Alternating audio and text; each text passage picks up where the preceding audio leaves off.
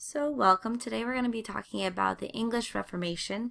And the English Reformation is a bit different from the Reformations that we've studied so far, in that this one is really one that has more political um, and personal motives for the king. It's more for the English Reformation a chance to bring the king more power and to be able to get his way and his need. It's a political issue. Before this, though, I just want to review a little bit about England up until this point. England had already experienced a few reformers and suggestions. Luther and Luther's ideas had spread. Well, Luther hadn't been there, but Lutheranism had spread to England already, and we had people who were pushing for some of these reforms. We also had groups that were leading a lot of opposition, such as Cardinal Thomas Wolsey, who was the chief minister of King Henry VIII, and then Sir Thomas More, who then became the chief minister from 1478 to 1535. And they both guided a royal opposition to any of these new Protestant moves.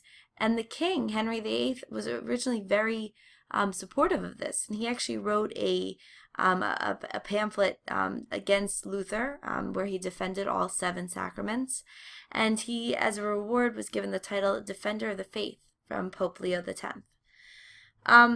Luther then, of course, also responded back to Henry VIII, and then Sir Thomas More wrote a response to Luther in 1523. So before other issues and other motives, Henry VIII would have been viewed as a Catholic king. He was given the support from Pope Leo X, and perhaps even also more importantly, right, Henry had also married into a powerful Catholic family.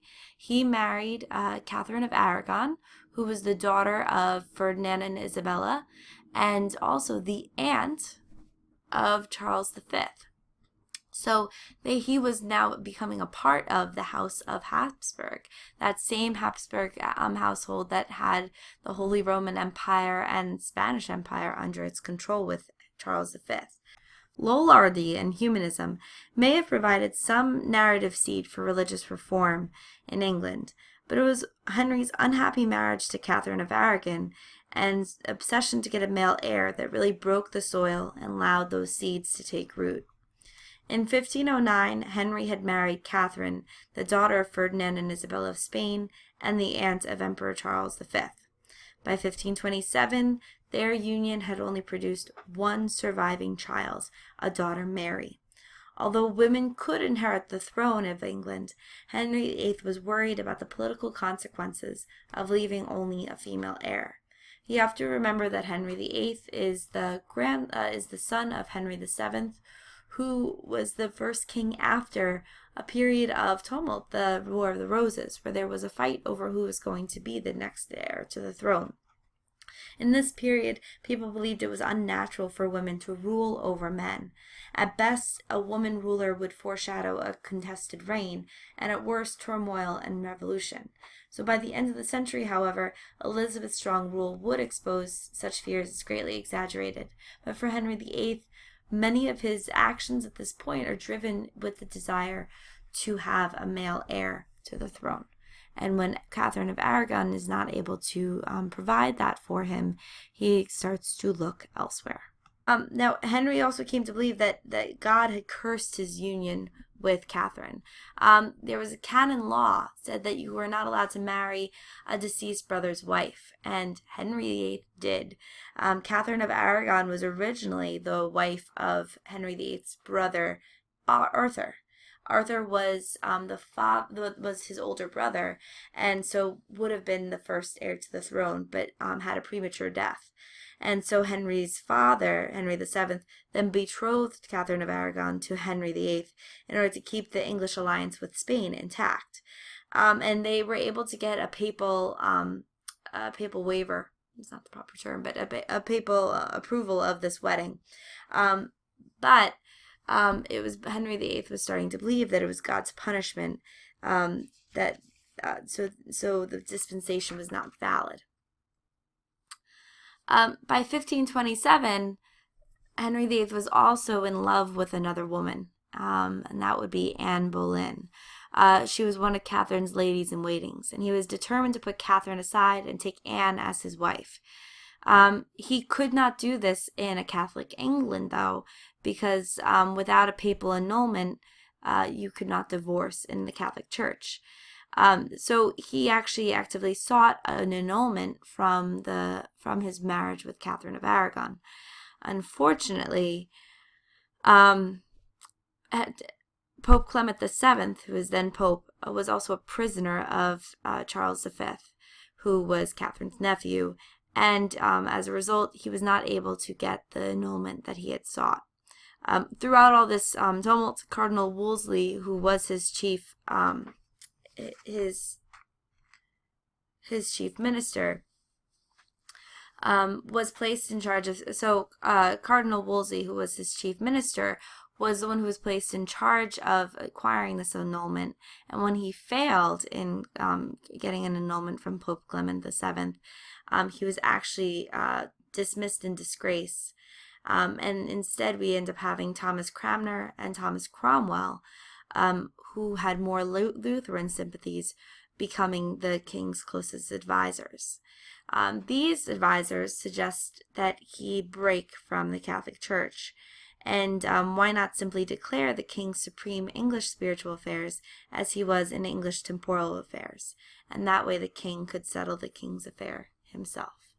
And that marks in 1534 the Act of Supremacy. So in 1529, Parliament convenes what will become a 7-year session that earns the title Reformation Parliament. During this period, there's going to be a flood of legislation that will really put royal reins on the clergy. In doing so, it also establishes a precedent where whenever a fundamental change is going to be made in religion, the monarch must consult with and work through Parliament. And so in January 1531, the Convocation, which was a legislative assembly representing the English clergy, publicly recognized Henry as head of church in England, as far as the law of Christ allows. In 1532, Parliament will publish official grievances against the church, ranging from alleged indifference to the needs of the laity to an excessive number of religious holidays. In the same year, Parliament is going to pass the Submission to the Clergy, which effectively placed canon law under royal control, and thereby the clergy under royal jurisdiction. So each of these acts is taking away power from the clergy and giving more power to Parliament and to the monarchy. In January 1533, Henry VIII will wed the very pregnant Anne Boleyn. And Thomas Cranmer, his advisor, is going to be the officiant. And in February 1533, Parliament will make the kings the highest court of appeal for all English subjects, including the clergy.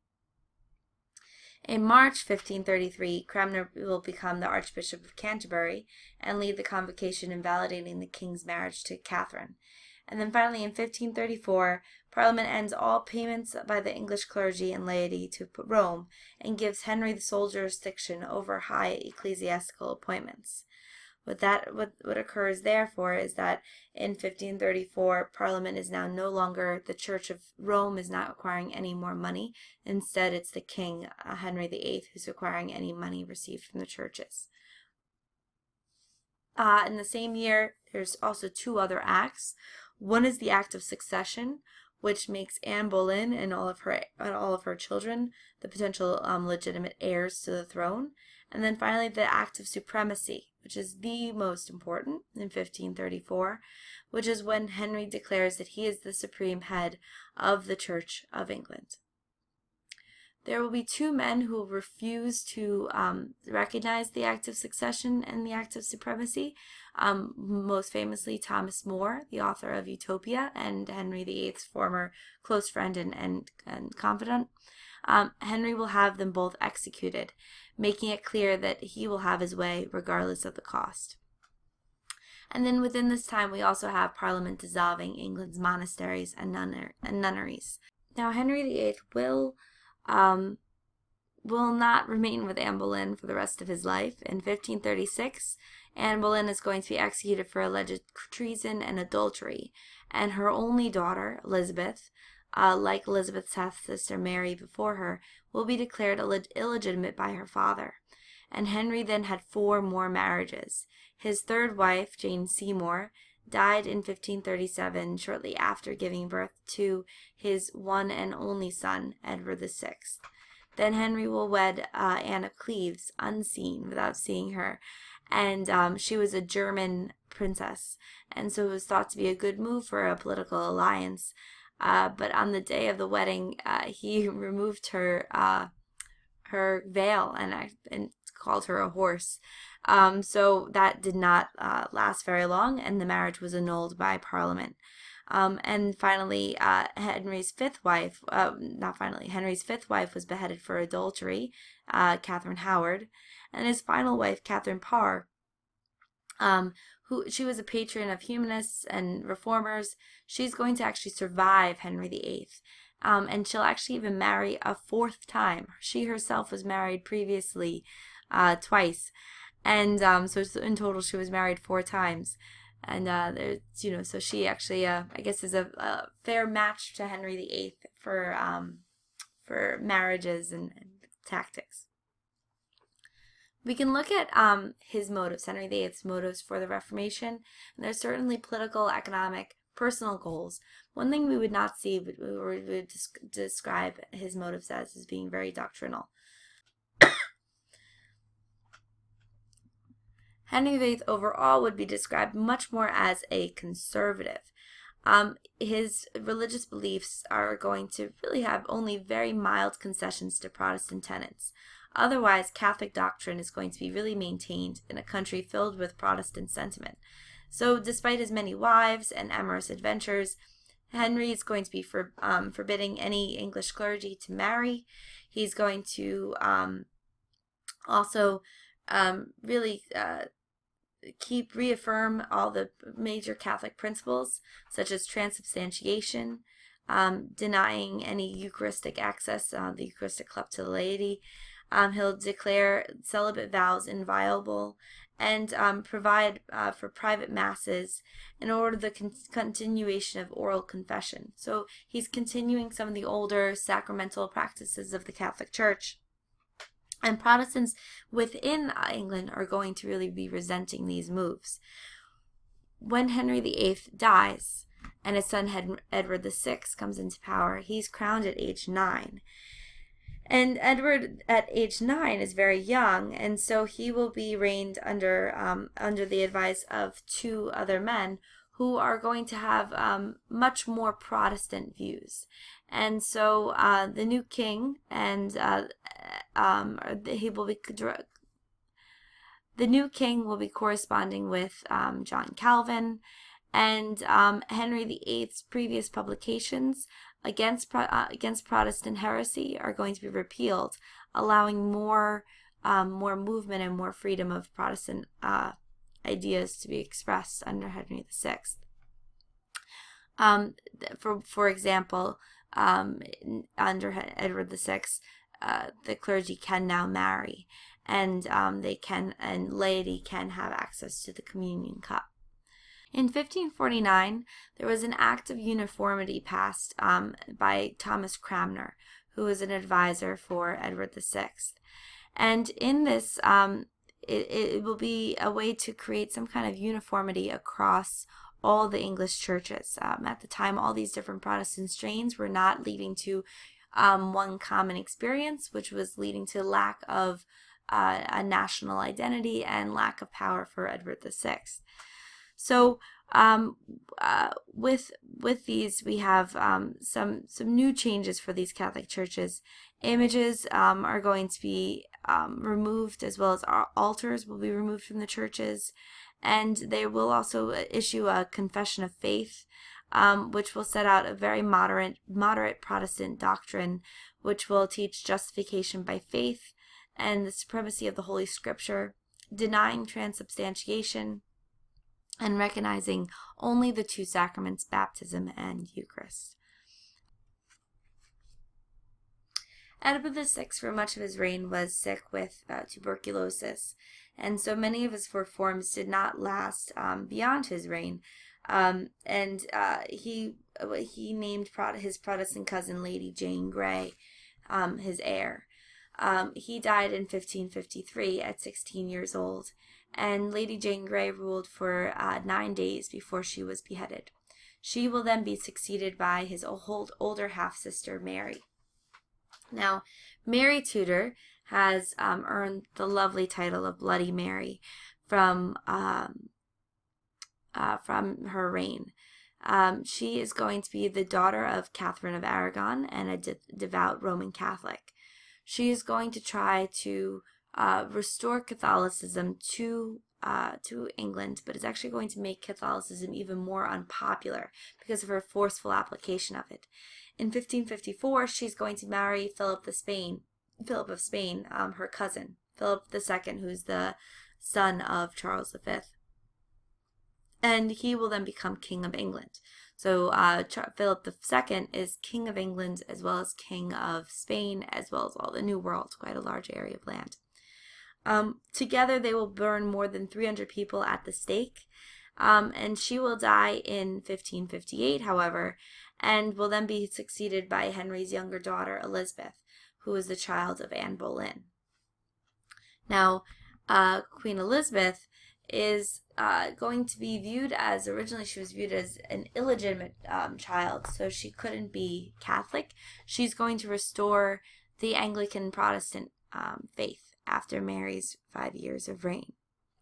She is going to make England Protestant again, but she is also going to try to take some kind of middle road and find a balance. She is going to make Protestant elements more broad so that they could accommodate Protestants that are in exile that could return. So those who were pushing for purifying the church, the Puritans, are going to be able to return to England at this time. And she is going to try to balance some of the acts and extreme ideas of Edward VI that were a little bit extreme. So she's trying to find some kind of middle road between Edward VI's very conservative Protestantism as well as Mary Tudor's other extreme of being Catholic. Elizabeth I, though, was viewed as illegitimate according to the Pope, and so he advocated to overthrow her. So Philip II is actually going to react to this declaration and reinstate the Inquisition, as well as plan an invasion of England in order to reclaim the territory for himself and for Catholics.